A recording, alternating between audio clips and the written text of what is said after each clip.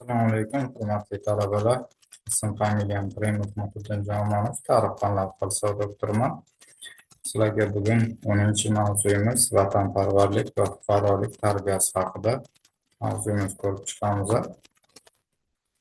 Bugungi mavzu mobaynida birinchi rejamiz vatanparvarlik tushunchasi va uning tarbiyadagi ahamiyati, ikkinchi rejamiz fuqarolik mas'uliyatini shakllantirish yo'llari, uchinchi rejamizda zamonaviy jamiyatda vatanparvarlik va fuqarolik muammolari hamda to'rtinchi rejamizda esa jamoat ishlari va ko'ngilli faoliyat orqali fuqarolikni mustahkamlash rejalarini ko'rib chiqamiz. Hop, vatanparvarlik tushunchasi nima?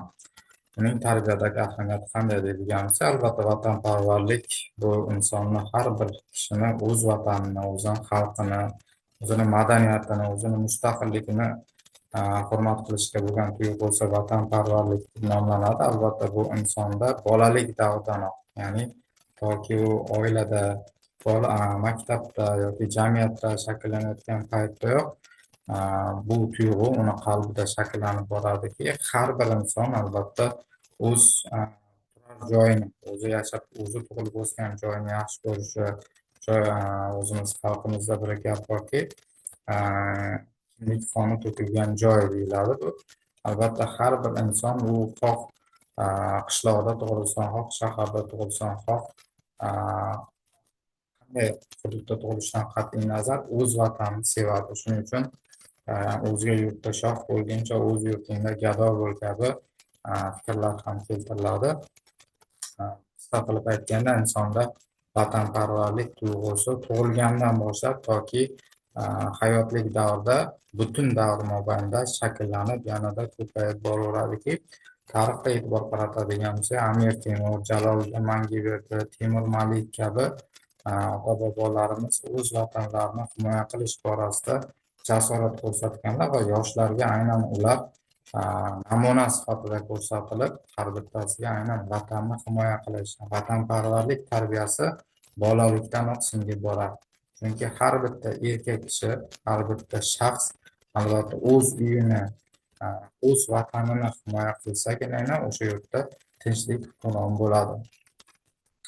Albatta bu vatanparvarlik g'oyasi fuqarolik mas'uliyati hisoblanadi. Shu jihatdan ham har bitta shaxs o'z jamiyati, o'z davlati oldida o'zini huquq va burchlarini chuqur anglashi zarur sanaladiki, bu jarayon orqali u aynan yurtini qonunlarni hurmat qilishga, jamiyatdagi o'sha mavjud bo'lgan muammolarni hal qilishda o'z fikrlari bilan qatnashishga, jamoat ishlarida faol ishtirok etishga hamda mavjud bo'lgan mana shu davlat boshqaruvidagi saylovlarda qatnashib, o'z yurtini taqdiriga bee'tibor bo'lmasligiga sababchi bo'ladi.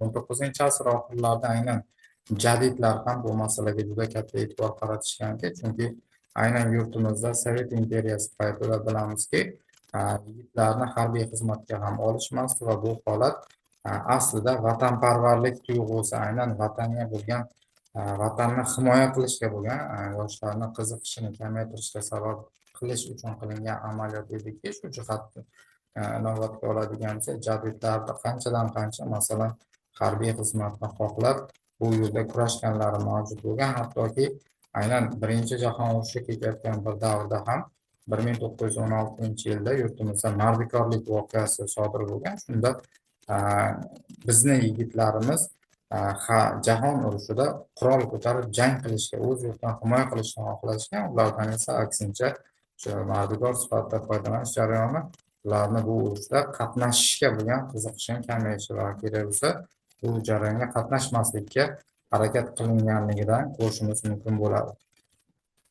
Globalizatsiya davrida albatta yoshlar orasida mana shunday vaziyatga nisbatan mas'uliyatsizlik, befarqlik kabi tushunchalar ko'p tarqalishiga sabab bo'lyaptiki, bu holat aynan bu jarayon vatan taqdiri, yurt taqdiriga nisbatan yoshlarni chalg'itish, ularni turli xil oqimlarga, turli xil zararli bo'lgan g'oyalarni, fikrlarga singdirishga harakat qilinmoqdaki, bu narsa faqatgina mana shu davlatni kelajagiga salbiy ta'sir etish maqsadida qilinayotgan zararli ta'sir sanaladiki, Bu ta'sir natijasiga tushib qolgan davlatlarni ko'ryapmizki, hammasini ahvoli ayanchli holga tushganligini ko'rishimiz mumkin bo'ladi. Shu jihatdan albatta yoshlarni bolalik davridanoq vatanni hurmat qilishga, vatanni himoya qilishga hamda vatanparvar bo'lib katta bo'lishga xizmat qildiradigan yosh qilib katta qilish eng muhim vazifalarimizdan biri sanaladi.